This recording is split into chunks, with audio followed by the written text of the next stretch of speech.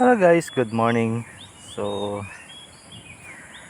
tanim pala tayo dito ng tanglad o lemongrass.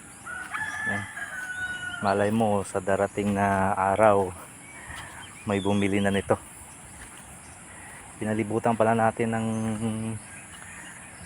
tanglad yung taniman natin para depensa na rin to sa ibang insekto.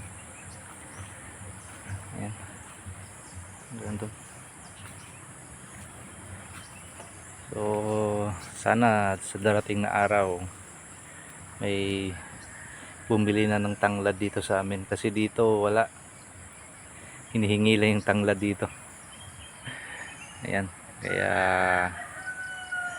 try natin magkuha nito, taniman natin, malay mo sa sunod na araw, darating na araw may bumili na.